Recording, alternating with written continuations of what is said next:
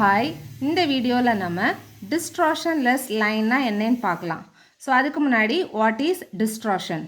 டிஸ்ட்ராக்ஷன்னா நம்ம இப்போ ஒரு டிரான்ஸ்மிட்டர்லேருந்து ரிசீவருக்கு ஒரு சிக்னலை சென்ட் பண்ணுறோம். ஸோ சென்ட் பண்ணுற சென்டரோட சிக்னலோட ஷேப் வந்து ரிசீவர் எண்டில் அதே ஷேப்பில் இருக்காது. இப்போ டிரான்ஸ்மிட்டர்லேருந்து நம்ம ஒரு சிக்னல் சென்ட் பண்ணுறோன்னா ரிசீவரில் வந்து அந்த எக்ஸாக்ட் ஷேப் வந்து கிடைக்காது. ஸோ நமக்கு இதைத்தான் நம்ம என்னென்னு சொல்கிறோன்னா டிஸ்ட்ராக்ஷன் சொல்கிறோம். அப்போ நம்ம நார்மலாக வந்து பார்த்தோன்னா டிரான்ஸ்மிஷன் லைனில் நமக்கு 2 டிஸ்ட்ராக்ஷன் அக்கர் ஆகுது. ஒன்று வந்து பார்த்தோன்னா ஃப்ரீக்வன்சி டிஸ்ட்ராக்ஷன், இன்னொன்று வந்து பார்த்தோன்னா ஃபேஸ் டிஸ்ட்ராக்ஷன். ஃபேஸ் டிஸ்ட்ராக்ஷனுக்கு இன்னொரு பேர் என்ன அப்படின்னு பார்த்தோன்னா டிலே டிஸ்ட்ராக்ஷன். ஓகேயா? அப்போ frequency distortion and delay distortion. So frequency டிஸ்ட்ராக்ஷன்னா நமக்கு அங்கே அட்டென்யூஷன் லாஸஸ் வந்து அக்கர் ஆகும். ஓகேயா? ஸோ டிலே டிஸ்ட்ராக்ஷன்னா ஃபேஸ் ஷிஃப்ட் வந்து நமக்கு அக்கர் ஆகும். ஆர் நமக்கு அந்த மல்டிபிள் ஃப்ரீக்வன்சி காம்பனண்ட் வந்து ஒவ்வொன்றும் ஒவ்வொரு டைமில் போய் ரீச் ஆகும். ஓகேயா? ஸோ இதனால டிலே டிஸ்ட்ராக்ஷன் அக்கர் ஆகுது.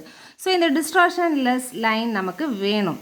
ஓகேயா? அப்போ டிஸ்ட்ராக்ஷன் லெஸ் லைன்னா இப்போ என்னவா இருக்கணும்? நமக்கு ஃப்ரீக்வன்சி டிஸ்ட்ராக்ஷனும் இருக்கக்கூடாது, டிலே டிஸ்ட்ராக்ஷனும் இருக்கக்கூடாது.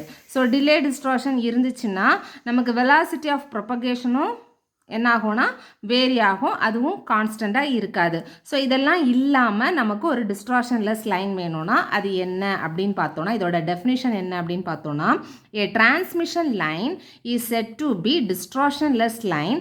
எப்போ இதை டிஸ்ட்ராக்ஷன்லெஸ் லைன்னு சொல்லுவோன்னா, when attenuation constant alpha is frequency independent. ஓகேயா? ஸோ அட்டென்யூஷன் நமக்கு ஃப்ரீக்வன்சி டிஸ்ட்ராக்ஷன், ஃபேஸ் டிஸ்ட்ராக்ஷன் இருக்குது. ஸோ அட்டென்யூஷன் லாஸஸ் இருக்குது. ஸோ அந்த அட்டென்யூஷன் கான்ஸ்டன்ட் ஆல்ஃபா நம்ம கால்குலேட் பண்ணியிருப்போம் ஆல்ரெடி. அந்த அட்டென்யூஷன் கான்ஸ்டன்ட் ஆல்ஃபா வந்து ஃப்ரீக்வன்சி இண்டிபெண்ட்டாக இருக்கணும். அதே மாதிரி ஃபேஸ் கான்ஸ்டன்ட் பீட்டா வந்து எப்படி இருக்கணும்னா லீனியர்லி டிபெண்ட் ஆன் ஃப்ரீக்வன்சி. ஓகேயா? ஃப்ரீக்வன்சிக்கு லீனியர்லி டிபெண்ட்டாக இருக்கணும். ஸோ இதுதான் வந்து ஒரு டிஸ்ட்ராக்ஷன்லெஸ் லைனோட நமக்கு condition. So if a line is to have neither frequency nor delay distortion, then attenuation factor and velocity of propagation cannot be the function of frequency. புரியுதுல? ஒரு லைனில் வந்து நமக்கு ஃப்ரீக்வன்சி டிஸ்ட்ராக்ஷனும் இல்லை, டிலே டிஸ்ட்ராக்ஷன் அதாவது ஃபேஸ் டிஸ்ட்ராக்ஷனும் இல்லைன்னா அந்த லைன் நமக்கு எந்த மாதிரி இருக்கும்னா அந்த லைனில் இருக்கக்கூடிய அட்டென்யூஷன் ஃபேக்டரும் வெலாசிட்டி ஆஃப் ப்ரொபகேஷனும் நமக்கு எதை டிபெண்ட் பண்ணி இருக்காதுன்னா ஃப்ரீக்வன்சியை டிபெண்ட் பண்ணி இருக்காது. இல்லைன்னா அந்த லைன் வந்து என்னது? டிஸ்ட்ராக்ஷன்லெஸ் லைன். ஓகேயா? ஸோ இதுதான் வந்து டிஸ்ட்ராக்ஷன்லெஸ் லைன். இப்படியும் சொல்லிக்கலாம், இந்த மாதிரியும் நம்ம சொல்லிக்கலாம். ஸோ இந்த டிஸ்ட்ராக்ஷன்லெஸ் லைனை நம்ம அச்சீவ் பண்ணுறதுக்கு தேர் இஸ் ஒன் கண்டிஷன். அந்த கண்டிஷன் என்னன்னு பார்த்தோன்னா RG minus omega square LC the whole square plus omega square LG plus C R the whole square. இதோட வேல்யூவை நம்ம என்னென்னு எடுக்கிறோன்னா root RG plus omega square LC the whole square. இந்த value எதுன்னு பார்த்தீங்கன்னா உங்களுக்கு தெரியும். நம்ம வந்து ஃபேஸ் டிஸ்ட்ராக்ஷன் பீட்டா கால்குலேட் பண்ணியிருப்போம், phase constant beta and attenuation constant alpha calculate பண்ணியிருப்போம். ரெண்டோட இன்னர் ரூட்டோட வேல்யூ இதுதான். ஓகே? ஒரு பிக் ரூட்டுக்குள்ளே ஒரு சின்ன ரூட்டில் ஒரு வேல்யூ இருக்கும். ஸோ அந்த இன்னர் ரூட்டோட வேல்யூ அதோட கண்டிஷன் எதுக்கு ஈக்குவலாக இருக்கணும்னா RG plus omega square LC the whole ஸ்கொயருக்கு ஈக்குவலாக இருக்கணும். ஓகேயா? ஸோ இப்போ என்ன பண்ணுறோன்னா இந்த கண்டிஷனை எடுத்து இதை A minus B the whole square ஃபார்முலாவில் ஸ்ப்ளிட் பண்ணி எழுதுகிறோம். இதை A plus B the whole square ஃபார்முலாவில் ஸ்ப்ளிட் பண்ணி எழுதுகிறோம். இதையும் A plus B the whole square formula. அப்போ ஏ மைனஸ் பி என்னது? A square minus 2ab plus B square. அப்போ ஏ ஸ்கொயருங்கும்போது R square G square plus minus 2ab 2a, A வந்து RG, B வந்து omega square LC plus B square வரும்போது இங்கே omega power 4 L square C square. அதே மாதிரி இப்போ இதை ஸ்ப்ளிட் பண்ணிவிட்டு என்ன பண்ணிக்கலாம்? ஒமேகா ஸ்கொயரை உள்ளே மல்டிப்ளை பண்ணி எழுதியிருக்கோம். ஈக்குவல் டு இதுவும் அதே மாதிரி A plus B the whole square ஃபார்மில் நம்ம ஸ்ப்ளிட் பண்ணி எழுதியிருக்கோம். எழுதும்போது பார்த்தோன்னா இது ஆர் ஸ்கொயர் ஜி ஸ்கொயர் இருக்குது, இந்த பக்கம் ஆர் ஸ்கொயர் ஜி ஸ்கொயர் இருக்குது. ஸோ ரெண்டும் கேன்சல் ஆகும். இந்த 2 டேமும் கேன்சல் ஆகும், இந்த 2 டேமும் கேன்சல் ஆகும். ரிமைனிங் டேமை மட்டும் எழுதுகிறோம். ஓகேயா? ஸோ ரிமைனிங் டேமை எழுதியாச்சு. ஸோ அதிலேருந்து ரிமைனிங் டேமில் வந்து omega square is the common டேம். ஸோ ஒமேகா ஸ்கொயரை காமனாக வெளியில் எடுக்கிறோம். ஸோ காமனாக வெளியில் எடுக்கும்போது இந்த மாதிரி வரும். ஸோ ஒமேகா ஸ்கொயர் அந்த பக்கம் போச்சுன்னா ஈக்குவல் டு 0. அப்போ நமக்கு என்ன வரும்? இதை வந்து பார்த்தீங்கன்னா A plus B actually a minus b the whole square formulaல எழுதணும்னா a square plus b square minus 2ab formulaல இருக்கு. ஸோ a வேல்யூ என்னது lg, b வேல்யூ என்னது cr. ஓகே, அப்போ a minus b the whole square. Okay, அந்த ஃபார்முலாவில் எழுதியாச்சு. அப்போ இந்த ஸ்கொயரிங் ஆன் போத் சைடு எடுத்தோன்னா ரூட் எடுத்தோன்னா lg minus cr is equal to 0. இதை நம்ம எப்படி எழுதலாம்னு பாருங்கள், ரெண்டு விதமாக எழுதலாம். L by g, அதாவது lg is equal to crன்னு இருக்கும். கரெக்டாக? இதை நம்ம எப்படி எழுதலாம், இந்த c இங்கே கொண்டு வந்தால் டிவைடட் பை வரும், L by cன்னு வரும். கரெக்டாக? g அங்கே போனோன்னா r by gன்னு வரும். L by c r by gன்னு எழுதலாம். r L இங்கே எடுத்துகிட்டு போனோன்னா r by L equal to g by c. Okay, இப்படி ரெண்டு விதமாக எழுதலாம். அப்போது condition, what is the condition? L by c is equal to r by g or r by L is equal to g by c. This is the condition for distortionless line. 2 மார்க்கில் கேட்டாங்கன்னா எழுத தெரியணும் distortionless line ஓட condition என்ன அப்படின்னு சொல்லி. Inductance by capacitance is equal to resistance by conductance or resistance by inductance equal to conductance by capacitance. ஞாபகம் வச்சுக்கோங்க. Okay, LG is equal to CR இப்படியும் சொல்லிக்கலாம். Okay, condition is LG is equal to CR. So இப்போ இதோட parameters என்னெல்லாம் பார்க்கலாம். Attenuation constant வந்து பார்த்தீங்கன்னா ஆல்ரெடி டிரைவ் பண்ணியிருக்கோம். ஸோ இந்த இன்னர் ரூட் கண்டிஷன் தான் நம்ம இப்போ எடுத்து சால்வ் பண்ணி டிஸ்டார்ஷன்லெஸ் கண்டிஷன் எடுத்தோம். அது இந்த inner root value. So attenuation கான்ஸ்டன்ட்டுக்கும் ஃபேஸ் கான்ஸ்டன்ட்டுக்கும் உள்ள டிஃப்ரென்ஸ் என்னென்னு பார்த்தோம்னா, அட்டென்யூஷன் கான்ஸ்டன்ட் வந்து RG மைனஸ் ஒமேகா ஸ்கொயர் எல்சின்னு இருக்கும். ஃபேஸ் கான்ஸ்டன்ட் வந்து ஒமேகா ஸ்கொயர் எல்சி மைனஸ் RGன்னு இருக்கும். அவ்வளோதான் வித்தியாசம். ஓகே, மீதி எல்லாம் சேம் தான். ஸோ இப்போ நமக்கு கண்டிஷன் தெரியும். டிஸ்டார்ஷன்லெஸ் கண்டிஷன் என்னது? RG ஒமேகா ஸ்கொயர் இந்த ஈக்குவல் டு இந்த ரூட்டுக்குள்ளே உள்ள வேல்யூக்கு நம்ம என்ன கொடுப்போம்? RG plus omega square LC the whole square கொடுப்போம். ஓகேயா, அதை இந்த வேல்யூவில் சப்ஸ்டியூட் பண்ணலாம். ஓகே, சப்ஸ்டியூட் பண்ணும்போது ஹோல் ஸ்கொயர் இருக்குது. அப்போ ஒரு ஸ்கொயர் என்னது? ரூட்டுக்கு வெளியில் வரும். ஓகே, புரியுதுல?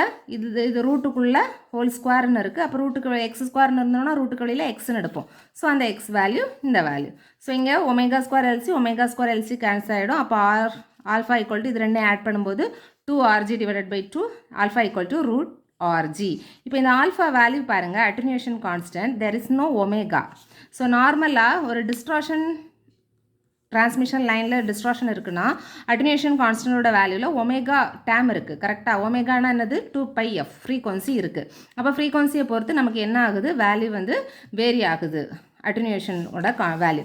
பட் இங்கே வந்து பார்த்தோன்னா டிஸ்டார்ஷன்லெஸ் லைனில் ஆல்ஃபாவோட வேல்யூ என்னது? Root RG. There is no frequency component. அப்போ ஆல்ஃபா வந்து ஃப்ரீக்வன்சியை டிபெண்ட் பண்ணி இல்லை, இண்டிபெண்ட்டாக இருக்குது. ஓகே, நமக்கு டிஸ்டார்ஷன்லெஸ்ஸோட கண்டிஷன் என்ன? டிஸ்டார்ஷன்லெஸ் இல்லைன்னா அட்டென்யூஷன் ஃபேக்டர் வந்து எதோட ஃபங்க்ஷன் கிடையாது? ஃப்ரீக்வன்சியோட ஃபங்க்ஷன் கிடையாது. அப்போ alpha is equal to root RG. From the above equation attenuation constant is independent of frequency. Second parameter என்ன அப்படின்னு பார்த்தோன்னா ஃபேஸ் கான்ஸ்டன்ட்டும் அதே தான். இதுக்கு சேம் வேல்யூ நம்ம கொடுக்குறோம்.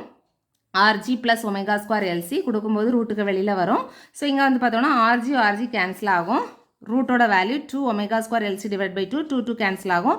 ஒமேகா ஸ்கொயர் எல்சி, ஒமேகாவை ரூட்டுக்கு வெளியில் எடுத்தோன்னா ஒமேகா ரூட் எல்சின்னு வரும். Beta is equal to omega root LC. இப்போ பார்த்தீங்கன்னா பீட்டா வந்து function of the frequency because beta is equal to omega. Omegaவோட வேல்யூ என்னது? 2πf. ஸோ இப்போ இந்த டெஃபினிஷனை பாருங்கள். டிரான்ஸ்மிஷன் லைன் வந்து டிஸ்டார்ஷன்லெஸ் லைனாக இருக்கணும்னா ஃபேஸ் கான்ஸ்டன்ட் பீட்டா எப்படி இருக்கும்? Linearly depending on the frequency. இப்போ லீனியர்லி டிபெண்ட் இருக்கா? Directly proportional to omega. Linearly depend on frequency. புரியுதில்ல? ஃபேஸ் கான்ஸ்டன்ட் முடிஞ்சிச்சு. Any propagation constant. So propagation constant gamma formula தெரியும் நமக்கு. Root ZY. இசட்டோட வேல்யூ தெரியும். Z is the series impedance R plus j omega L. Y is the shunt admittance G plus j omega C. அப்போ இன்னொரு value வந்து பார்த்தீங்கன்னா gamma equal to alpha plus J beta. So ஆல்ஃபாவோட value calculate பண்ணியாச்சு. Attenuation constant ஆல்ஃபாவோட value is root RG. So root RG plus பீட்டாவோட value omega root LC. வேல்யூவை substitute பண்ணால் நமக்கு ப்ரொபகேஷன் கான்ஸ்டன்ட் கிடச்சிச்சு. Then velocity of propagation V equal to omega by beta. So பீட்டாவோட value calculate பண்ணியிருக்கோம். அந்த பீட்டாவோட வேல்யூ சப்ஸ்டியூட் பண்ணோன்னா ஒமேகா கேன்சல் ஆகிடும். V is equal to 1 by root எல்சின்னு வரும். ஓகேயா, இப்போ பாருங்கள் நம்மளோட டெஃபினிஷனை. So here velocity of propagation எதோட ஃபங்க்ஷன் கிடையாது, ஃப்ரீக்வன்சியோட ஃபங்க்ஷன் கிடையாது ஃபார் டிஸ்டார்ஷன்லெஸ். இங்கே ஏதாவது ஃப்ரீக்வன்சி டேம் இருக்கா, இல்லை. அப்போ வெலாசிட்டி ஆஃப் ப்ரொபகேஷன் வந்து இண்டிபெண்ட் ஆஃப் ஃப்ரீக்வன்சி. புரியுதுல்ல? அப்போது நமக்கு ஒரு டிஸ்டார்ஷன்லெஸ் லைனுனா 3 வேல்யூ இருக்குது. ஆல்ஃபா அண்ட் வெலாசிட்டி வந்து பார்த்திங்கன்னா இண்டிபெண்ட் ஆஃப் ஃப்ரீக்வன்சி. பீட்டா வந்து லீனியர்லி, அதாவது டைரக்ட்லி ப்ரொபோர்ஷனல் டு frequency. புரியுதா? linearly proportional to the frequency, linearly depending on frequency. This is the distortionless line. இனி ஃபைனலாக ஒரு parameter இருக்கு, that is characteristics impedance Z0. characteristics impedance Z0 வந்து Z by Y ன்னு எடுப்போம். So Z ஓட value தெரியும், R plus J omega L divided by G plus J omega C. இதில் ஃபஸ்ட்டு டேர்ம்லேருந்து L வெளியில் எடுக்கிறோம், செகண்ட் டேர்ம்லேருந்து C வெளியில் எடுக்கிறோம். ஸோ எடுக்கும்போது here R டேர்மில் there is no இண்டக்டன்ஸ், அப்போ R by Lன்னு வரும் ப்ளஸ் ஜே ஒமேகா. இங்கே அதே மாதிரி கெப்பாசிட்டன்ஸ் இல்லை, அப்போ G by C plus J ஒமேகான்னு வரும். ஸோ இப்போ இந்த ரெண்டு டேர்மும் கேன்சல் ஆகும். பிகாஸ் நம்ம கண்டிஷன் என்னது, what is the condition for distortionless line? R by L is equal to G by C. அப்போ R by Lக்கு நம்ம G by C கொடுத்தோன்னா இதுவும் சேம் டேர்ம், அப்போ இது ரெண்டும் கேன்சல் ஆகிடும். அப்போ the characteristics impedance Z0 is equal to root LC. ஓகேயா? ஸோ இதுதான் வந்து பார்த்தீங்கன்னா டிஸ்டார்ஷன்லெஸ் லைன். ஸோ இந்த டிஸ்டார்ஷன்லெஸ் லைன் வந்து உங்களுக்கு புரிஞ்சிருக்கும்னு நினைக்கிறேன். இந்த மாதிரி தொடர்ந்து வீடியோஸ் பார்க்குறதுக்கு நம்ம சேனலை சப்ஸ்கிரைப் பண்ணுங்கள், லைக் பண்ணுங்கள், ஷேர் பண்ணுங்கள். தேங்க்யூ.